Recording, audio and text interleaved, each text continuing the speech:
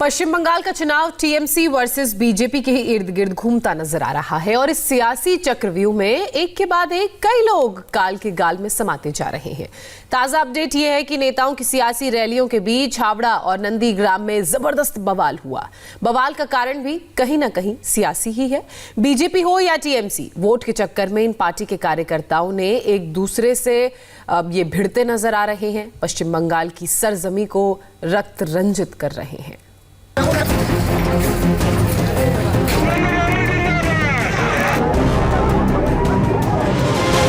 पश्चिम बंगाल में सियासी बवाल चुनावी काउंटडाउन के साथ चरम पर पहुंचता जा रहा है। इन दो तस्वीरों को देखिए। पश्चिम बंगाल में चुनावी रक्त चरित्र को समझाने की जरूरत नहीं पड़ेगी। पहली तस्वीर हावड़ा की है, जहां अज्ञात हमलावरों ने टीएमसी कार्यकर्ता को बुरी तरह घायल कर दिया, जिसके बाद उसकी मौत हो गई। दूसरी तस्वीर नंदीग्राम की है, जहां शुभेंदु अधिकारी की जनसभा से पहले बीजेपी कार्यकर्ताओं पर हमला किया गया। हमले में बीजेपी के 8 से 10 कार्यकर्ता जख्मी हो गए। आरोप टीएमसी पर है, जबकि टीएमसी का कहना है कि ये बीजेपी के दो गुटों की आपसी लड़ाई है। अब हम आपको इन तस्वीरों की हकीकत समझाते हैं। दरअसल हावड़ा में टीएमसी कार्यकर्ता धर्मेंद्र सिंह की कल शाम को गोली मारकर हत्या कर दी गई। इस घटना में उनका एक साथी भी गंभीर रूप से घायल हुआ। बताया जा रहा है कि वो शालीमार से अपने घर की ओर जा रहे थे, तभी बाइक सवार हमलावरों ने उन पर 5 राउंड गोलियां चलाईं। हत्या के विरोध में गुस्साए लोगों ने जमकर तांडव मचाया। प्रदर्शनकारियों ने 10 से अधिक दुकानें और कई बसों में तोड़फोड़ की। धर्मेंद्र सिंह और उनके साथी को आंदुल रोड स्थित एक निजी अस्पताल ले जाया गया, जहां डॉक्टरों ने धर्मेंद्र सिंह को मृत घोषित कर दिया। पुलिस सीसीटीवी फुटेज के सहारे हमलावरों की पहचान करने में जुट गई है। बंगाल में बीजेपी और टीएमसी की सियासी चक्की में दोनों पार्टियों के न जाने कितने कार्यकर्ता पिस गए। साथ ही वहां की जनता को भी इससे रोजाना दो चार होना पड़ रहा है। बंगाल में जहां बीजेपी अपनी जमीन मजबूत कर रही है, वहीं अपनी खिसकती जमीन को बचाने के लिए ममता बनर्जी भी पूरा जोर लगा रही हैं। कल बोलपुर में ममता बनर्जी ने उसी जगह रोड शो किया, जहां गृह मंत्री अमित शाह 20 दिसंबर को रोड शो कर चुके हैं। बीरभूम के बोलपुर में अमित शाह का रोड शो करीब 1 किलोमीटर लंबा था। इसके जवाब में ममता ने करीब 4 किलोमीटर लंबा रोड शो किया। इस दौरान ममता ने बीजेपी पर खुलकर प्रहार किया। ममता ने कहा कि बीजेपी बंगाल में नफरत वाली सियासत को बढ़ावा दे रही है। बंगाल दौरे के वक्त अमित शाह ने आदिवासी के घर में खाना खाया था। इसे ममता ने आदिवासियों का अपमान बताया। ममता ने कहा कि बीजेपी के नेता 5 स्टार होटल से खाना मंगवाकर आदिवासी के घर में खाने जाते हैं।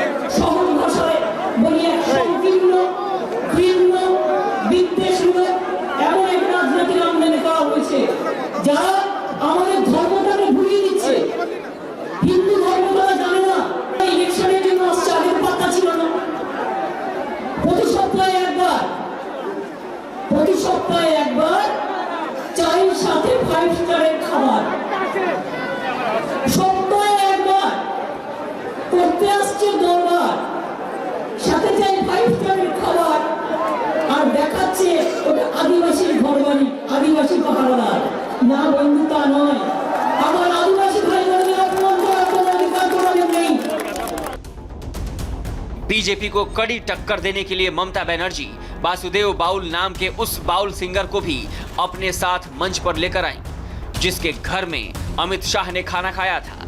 वासुदेव बाउल से जब पूछा गया कि आप किसकी तरफ हैं, तो उन्होंने कहा कि हम राजनीति नहीं करते, हमारे लिए सब अच्छे हैं।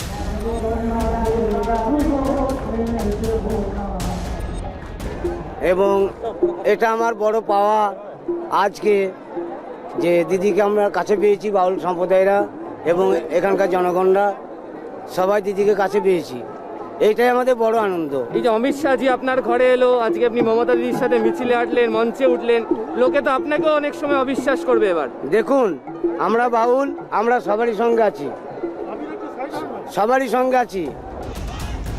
ममता बनर्जी बोलपुर में रोड शो कर रही थी, तो पिछले दिनों ममता से बगावत कर बीजेपी में शामिल हुए शुभेंदु अधिकारी ने नॉर्थ उत्तर 24 परगना में बैरकपुर से खर्दा तक करीब 4 किलोमीटर लंबा रोड शो निकाला।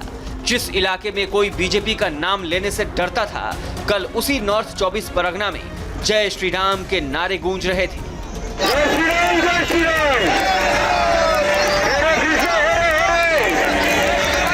ममता बनर्जी की भाषा से ही पता चलती है। उनके भतीजा क्या बोलते हैं, हमारे नाम से गुंडा है, ये है, सारे आम। ये कौन सा संस्कृति में है, कौन सा कल्चर में इसका है? इसलिए वो अपना जवान को संभाले, अपने पार्टी और सरकार को संभाल के रखे। लोकतंत्र में उनका काम का विरोध करने का, आलोचना करने का हक है हमें। अब वो लोगों के हित में ये बात हम करेंगे।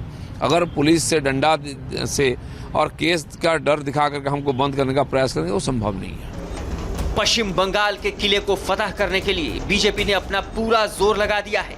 नजर बंगाल की 294 सीटों पर है। अमित शाह ने 200 प्लस सीटों का टारगेट सेट किया है, तो ममता ने कहा है कि बीजेपी महज 30 सीट भी जीत कर दिखाए।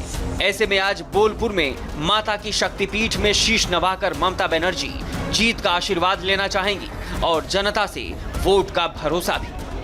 Anupam Mishra, India TV, Kolkata.